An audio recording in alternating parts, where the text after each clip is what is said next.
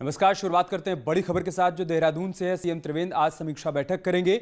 CM Trivendra 3 department की समीक्षा बैठक करने वाले हैं, जिसमें शिक्षा, खेल और पंचायती राज को शामिल किया गया है, जिनकी तरफ से आज प्रेजेंटेशन दिया जाएगा। 95 ब्लॉक में अटल आदर्श विद्यालय बनने हैं। खेल नीति पर भी इस दौरान बातचीत होगी। पंचायतों को इंटरनेट से जोड़ने का प्लान भी तैयार किया गया है, उस पर भी आज चर्चा की जानी है। बड़ी खबर हम आपको बता रहे हैं। संवाददाता दीपांकर भट्ट हमारे साथ जुड़ चुके हैं देहरादून से। दीपांकर, क्या जानकारी है समीक्षा बैठक को लेकर? बिल्कुल अमित, खास तौर पे समीक्षा से इम्पोर्टेंट है आज की प्रेजेंटेशन रहेंगी। अटल आदर्श विद्यालय बनने 95 ब्लॉक उत्तराखंड में है और हर ब्लॉक में 2 स्कूल बन रहे हैं। इसके अलावा खेल नीति को अभी तक मंजूरी नहीं मिल पाई है, तो अब 1 साल 1.5 साल के आसपास सरकार कराया गया, तो उसकी मंजूरी पर आगे बात होगी। और पंचायतों को कैसे इंटरनेट से जोड़ा जाए, इस पर भी आगे बात होगी। ये तीनों डिपार्टमेंट क्योंकि मंत्री अरविंद पांडे के पास हैं, तो इसके बाद हो सकता है कि मुख्यमंत्री आने वाले दिनों में सभी विभागों की इस टीम की इसी तरह समीक्षा करें, प्रेजेंटेशन देखें, क्योंकि सरकार को 1.5 साल बाद चुनाव में जाना है, तो उससे पहले अपना ग्राउंड वर्क पूरा करना चाहती है। अभी ठीक है, बहुत शुक्रिया दीपांकर आपका हमारे साथ जुड़ने के लिए और जानकारी हम तक पहुंचाने के लिए। और देहरादून से एक और बड़ी खबर है। आज कार्यकारिणी की घोषणा होनी है। बीजेपी के मोर्चों की कार्यकारिणी की आज घोषणा होनी है। प्रदेश अध्यक्ष बंशीधर भगत सूची जारी करेंगे। जिलों की समन्वय समिति की भी घोषणा हो सकती है। इसके लिए 70 सदस्यों की प्रदेश कार्य समिति की सूची भी आज जारी की जा सकती है। बड़ी खबर हम आपको बता रहे हैं। आज भारतीय जनता पार्टी की कार्यकारिणी की घोषणा होनी है। बीजेपी के मोर्चों की कार्यकारिणी की घोषणा होनी है। प्रदेश अध्यक्ष बंशीधर भगत इसके लिए बाकायदा सूची जारी करेंगे। जिलों की समन्वय समिति की भी आज ही घोषणा हो सकती है। इसके बाद 70 सदस्यों की प्रदेश कार्य समिति की सूची भी प्रदेश अध्यक्ष की तरफ से जारी की जा सकती है। तो बेहद अहम दिन बीजेपी के लिए। आज साफ हो जाएगा कि सूची में किन किन नामों को शामिल किया जाता है। भारतीय जनता पार्टी ने चुनावी मोड में जाने के संकेत दे दिए हैं। सरकार से लेकर संगठन तक को कमर कसने के लिए कह दिया गया है। मंत्री से लेकर कार्यकर्ता को अब फील्ड में उतारने की तैयारी शुरू हो गई है। शनिवार को पहले सरकार और संगठन की मीटिंग और फिर रविवार को पार्टी रणनीतिकारों का 2.5 घंटे तक चला मंथन के बाद सामने आए फैसले बताते हैं कि पार्टी चुनावी मोड में आ गई है। अगले 1 महीने के कार्यक्रम तय कर दिए गए हैं। मंत्रियों को अब प्रभारी जिलों के प्रवास पर जाना ही होगा। कार्यकर्ताओं की समस्याएं सुननी होंगी, फिर अधिकारियों के साथ मीटिंग करनी होगी। जनता दरबार भी लगेगा तो विकास योजनाओं का स्तरीय निरीक्षण भी करना होगा। कार्यकर्ताओं को भी अब फील्ड में उतारा जा रहा है। शनिवार को 230 से ज्यादा पार्टी वर्कर्स को निकायों पंचायतों की जिम्मेदारी सौंप दी गई है।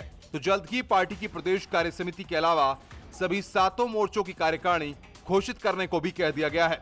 सिरे से प्रभारी मंत्रियों को ये कहा गया है जिस जिले का प्रभारी है वो महीने में 1 दिन का दौरा अपने जिले में जरूर करे, रात्रि विश्राम करे और वहाँ के जिला अध्यक्ष को बता के जाए। जिस मंडल में जा रहा है उस मंडल को बता के जाए। पहले कार्यकर्ताओं की बैठक करे, फिर प्रशासनिक बैठक करे, उसके बाद जो मिलने वाले लोग हैं अन्य लोगों से मुलाकात करें। हमारे प्रदेश अध्यक्ष जी का, संगठन महामंत्री जी का और हमारे मुख्यमंत्री जी का बहुत अच्छा निर्णय है कि भारतीय जनता पार्टी की सरकार में सभी मंत्री, जो प्रभारी मंत्री हम लोग हैं, वो हर महीने अपने प्रभारी जिलों में जाएंगे और 5 प्रकार के वहाँ पे बैठकें लेंगे। कोर ग्रुप मीटिंग में मंत्रियों विधायकों की सार्वजनिक बयानबाजी पर भी सख्ती दिखाई गई है। सख्त हिदायत दी गई है कि पार्टी फोरम से बाहर जाकर कोई बातचीत न करे। संगठन जल्द ही अनुशासन को लेकर एडवाइजरी जारी करेगा। कड़े निर्देश दिए गए हैं और संगठन की ओर से भी अब मंत्रियों को और सभी पदाधिकारियों को, विधायकों को दिशा निर्देश जाएंगे कि कोई भी आदमी कोई बात अपनी करता है तो पहले उस संगठन में करे, सरकार में करे, कहीं प्रेस इत्यादि में ओपन न करे, पहले बातचीत परिवार में करे। अगले कुछ दिनों में मंत्रिमंडल को लेकर भी फैसला हो जाएगा। कुल मिलाकर पार्टी धीरे धीरे अपनी पूरी फौज मैदान में उतारने जा रही है। मकसद है 2022 का रण, जिसमें पार्टी अपनी संपूर्ण ऊर्जा के साथ मैदान में नजर आना चाहती है। अब जैसे जैसे भाजपा चुनावी मोड की ओर बढ़ रही है, चुनावी मोड में आ रही है, संगठन ने मंत्रियों की कमान भी टाइट करनी शुरू कर दी है। अब मंत्रियों को 5 बिंदुओं का टारगेट दिया गया है और उनको कहा गया है कि अनिवार्य रूप से महीने में 1 दिन अपने प्रभारी जिलों का जरूर प्रवास करें, रात्रि विश्राम करें, कार्यकर्ताओं से बातचीत करें और सरकार की जो योजनाएं हैं उनको अधिक से अधिक जनता तक ले जाएं। कैमरा पर्सन अनुज रावत के साथ सुनील नौप्रभात, न्यूज़ 18 देहरादून। और सुनील और प्रभात इस वक्त हमारे साथ लाइव जुड़ चुके हैं देहरादून से। सुनील, बीजेपी की तैयारियां पूरी हो चुकी हैं संगठन के दृष्टिकोण से भी और सरकार के दृष्टिकोण से भी। जमीन पर उतरकर लोगों को ये बताने का प्रयास किया जाएगा कि बीते 3-3.5 साल में सरकार की तरफ से क्या कुछ काम किया गया और साथ ही साथ फीडबैक भी लिया जाएगा। और क्या कुछ शामिल किया गया इस प्लान के तहत? देखिए अमित, बीजेपी पूरी तरह से चुनावी मोड में आ चुकी है। हमने देखा कि 2 दिन पहले ही बीजेपी ने 230 के आसपास जो अपने पार्टी वर्कर्स थे उनको नगर पालिका, नगर पंचायत और नगर निगमों में बतौर पार्षद नामित कर दिया है।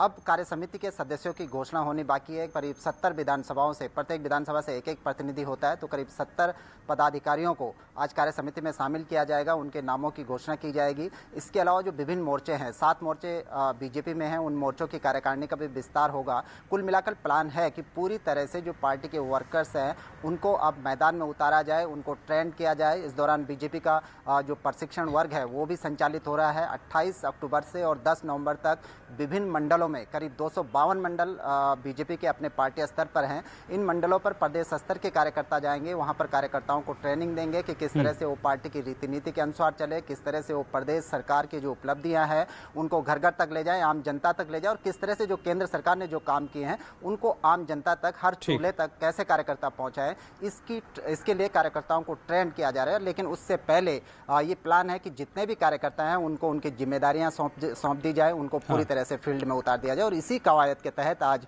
कुछ देर बाद प्रदेश कार्य समिति के सदस्यों की घोषणा हो सकती है। इसके अलावा जो विभिन्न मोर्चे हैं उनके नामों का भी खुलासा हो सकता है। ठीक है सुनील, आप इस बड़ी खबर पर नजर बनाए रखिएगा। हम आपके पास आएंगे अपडेट के लिए। शुक्रिया आपका हमारे साथ जुड़ने के लिए। प्रदेश के 119 डिग्री कॉलेज और 11 विश्वविद्यालय नवरात्र में हाई स्पीड इंटरनेट से लिंक हो जाएंगे। ये कहना है उच्च शिक्षा राज्य मंत्री धन सिंह रावत का। धन सिंह इस दौरान प्रदेश के 22 डिग्री कॉलेज का निरीक्षण भी करने वाले हैं। सरकार का प्रयास ये है कि नवरात्र के शुरू में हम हर 105 डिग्री कॉलेजों को और अपने सभी राजकीय विश्वविद्यालयों को हम 100% नेट कनेक्टिविटी देने वाले हैं और इसकी लॉन्चिंग हमारे मुख्यमंत्री जी करने वाले हैं। और चलिए बात करते हैं उत्तराखंड में कोरोना अपडेट की। रविवार को राज्य में कोरोना के 1419 नए केस आए हैं, जिसके बाद कोरोना के कुल मामले 51,000 के पार पहुंच गए हैं। 9,098 एक्टिव केस हैं, जबकि अब तक 652 लोगों की मौत हो चुकी है और 41,487 लोग ठीक भी हो चुके हैं। कल के नए केस की बात करें तो देहरादून में कुल 472 नए केस आए हैं, हरिद्वार में 164 नए केस आए हैं, टिहरी में 196 लोगों में कोरोना की पुष्टि हुई है और उधम सिंह नगर में 175 नए मामले सामने आए हैं, जबकि उत्तरकाशी में 102 कोरोना के संक्रमित नए केस सामने आए हैं। एक ओर जहां कोरोना संक्रमण तेजी के साथ फैलता जा रहा है, तो वहीं दूसरी ओर कोटद्वार शहर में झोलाछाप डॉक्टरों की तादाद भी बढ़ती जा रही है। प्रशासन और स्वास्थ्य विभाग की संयुक्त जांच में इस बात का खुलासा हुआ है कि अकेले कोटद्वार में ही 30 से 35 फर्जी क्लिनिक मौजूद हैं, जो मानकों के विपरीत संचालित हो रहे हैं। एसडीएम का कहना है कि बिना मेडिकल डिग्री और झोलाछाप डॉक्टरों के खिलाफ कड़े एक्शन की तैयारी की जा रही है।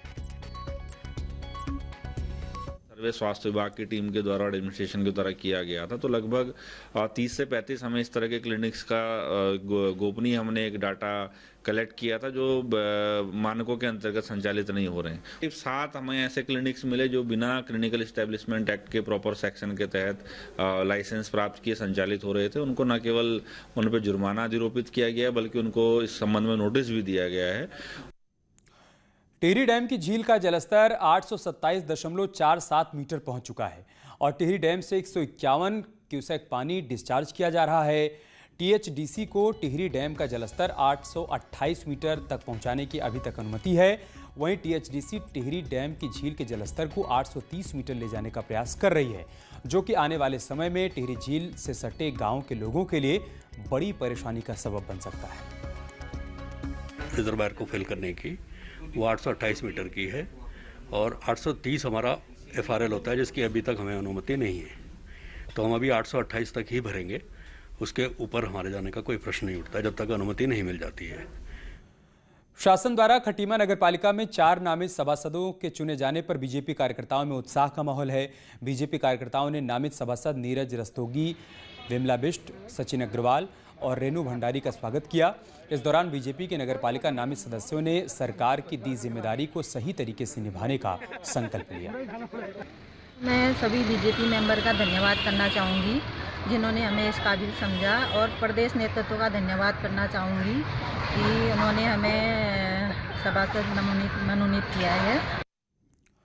ऋषिकेश में सड़कों पर लगातार बढ़ रही आवारा पशुओं की संख्या राहगीरों के लिए मुसीबत का सबब बनती जा रही है और आए दिन यहां पर आवारा पशु सड़कों पर हादसों को न्योता भी दे रहे हैं, जिसको लेकर नगर निगम धार्मिक संस्थाओं से बात कर पशुओं को गौशालाओं में छोड़ने की तैयारी कर रहा है।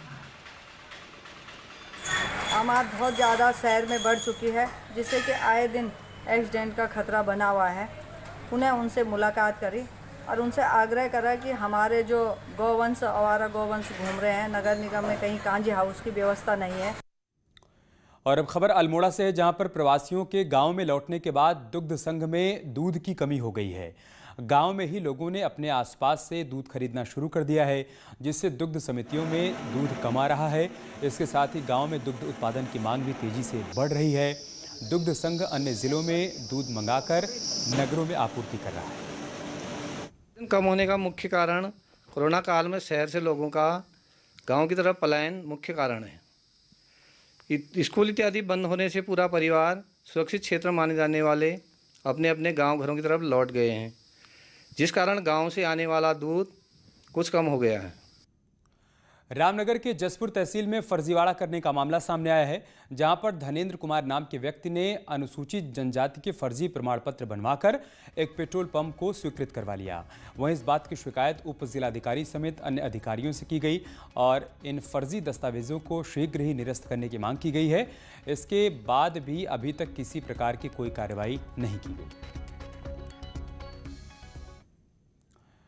उत्तराखंड में दून विश्वविद्यालय छात्रों के भविष्य के साथ खिलवाड़ कर रहा है। हालात ये हो गए हैं कि गड़बड़ियां होने के बाद भी दून विश्वविद्यालय एग्जाम कराने पर अड़ा हुआ है, जिसके बाद छात्र भी हैरान हैं और उच्च शिक्षा मंत्री का कहना है कि गड़बड़ होगी तो जांच के बाद कार्रवाई भी होगी। जिस दून यूनिवर्सिटी को प्रदेश की बेस्ट यूनिवर्सिटी बताया जाता है, वहां सर्टिफिकेट कोर्स के नाम पर फर्जीवाड़ा सामने आया है। खासतौर पर 1 साल के फॉरेन लैंग्वेज कोर्स में हालात बेहद खराब हैं। एक आरटीआई से हुए खुलासे के मुताबिक चाइनीज लैंग्वेज के कोर्स में न तो सिलेबस यूनिवर्सिटी की एडवाइजरी कमेटी ने बनाया और न ही अप्रूव किया, वहीं सिलेबस को यूनिवर्सिटी की उद्घाटन, जिसे हमने डेडिकेटेड कोविड हॉस्पिटल के रूप में स्थापित किया है, उसका उद्घाटन आज यहाँ संपन्न हो रहा है। साथ ही प्रदेश की पहली कोवास लैब का भी उद्घाटन आज यहाँ पर स्टेट गवर्नमेंट के अंतर्गत संचालित होने वाली इस लैब का उद्घाटन आज यहाँ पे संपन्न हो रहा है। मैं इसके लिए प्रयागराज वासियों को, उत्तर प्रदेश वासियों को, अपने सभी नागरिकों को हृदय से बधाई देता हूँ, अपनी शुभकामनाएं देता हूँ। मैं आभारी हूँ आदरणीय प्रधानमंत्री जी का, 2014 में देश के प्रधानमंत्री के रूप में जिन्होंने इस देश को प्रत्येक क्षेत्र में आगे बढ़ाने के लिए लोगों को एक रचनात्मक सोच दी और उस रचनात्मक सोच के अनुरूप उसे जमीनी धरातल पर उतारने के लिए उस प्रकार की ऊर्जा से उत्प्रोत भी किया।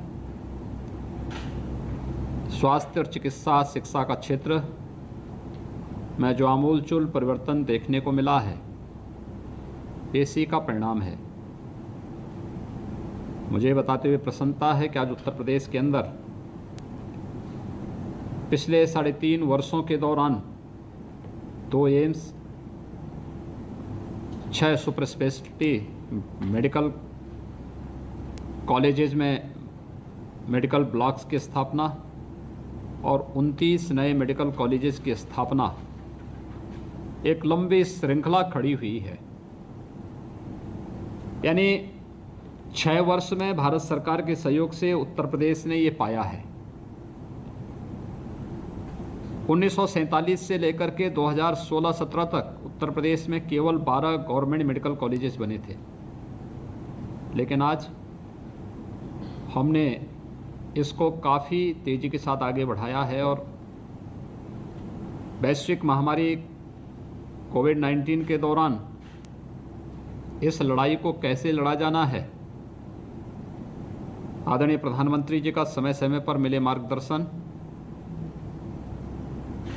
केंद्रीय स्वास्थ्य एवं परिवार कल्याण मंत्री डॉक्टर हर्षवर्धन जी के द्वारा समय समय पर दिए गए सुझाव और उनके सहयोग से आज उत्तर प्रदेश अपने आप को एक सुरक्षित स्थिति में महसूस करता है। विभिन्न मेडिकल कॉलेजेस में हमारे सुपर स्पेशलिटी ब्लॉक जहां बन के तैयार हो चुके थे, वहां पहले ही हमने कोविड हॉस्पिटल के रूप में इसका उपयोग करना प्रारंभ किया और आज प्रयागराज के स्वरूप रानी नेहरू हॉस्पिटल में इस ब्लॉक के उद्घाटन के साथ ही इसको डेडिकेटेड कोविड हॉस्पिटल के रूप में बदलने की कार्रवाई को पूरा करते हुए आज में से लोकार्पित करते हुए हमें बहुत प्रसन्नता की अनुभूति हो रही है। वास्तव में कार्य करने की इच्छा शक्ति सदैव परिणाम की ओर लेके जाती है और ये इच्छा शक्ति केंद्र सरकार के सहयोग से उत्तर प्रदेश ने पिछले 3.5 वर्षों के अंदर प्रदेश में करके दिखाया है। मुझे बताते हुए प्रसन्नता है कि जैसे कि हमारे चिकित्सा शिक्षा के मंत्री श्री सुरेश कुमार खन्ना जी ने बताया कि हमारे पास एक्टिव केस आज के दिन पर उत्तर प्रदेश में पिछले 17 दिन में 22,000 से कम हुए हैं, से अधिक कम हुए हैं और जो ट्रेंड चला है वो इस बात को साबित करता है कि अगर हमने टेस्टिंग की क्षमता बढ़ा करके फोकस्ड टेस्टिंग के माध्यम से इस प्रक्रिया को इसी रूप में हम आगे बढ़ाते रहे तो आने वाले 1 महीने के अंदर मुझे लगता है कि ये ट्रेंड बना रहा तो आने वाले 1 महीने के अंदर हम लोग कोविड-19 को पूरी तरह नियंत्रित करने में सफलता प्राप्त कर सकते हैं। उत्तर प्रदेश जैसे राज्य के लिए अपने आप में एक बहुत बड़ी उपलब्धि होगी, लेकिन हम लोगों के लिए ये उपलब्धि आदरणीय प्रधानमंत्री जी के मार्गदर्शन में बनाई गई कार्य योजना, केंद्रीय स्वास्थ्य और परिवार कल्याण मंत्री डॉक्टर हर्षवर्धन जी के द्वारा समय समय पर दिए गए सुझाव और सहयोग से ही संभव हो पा रहा है। 25 मार्च से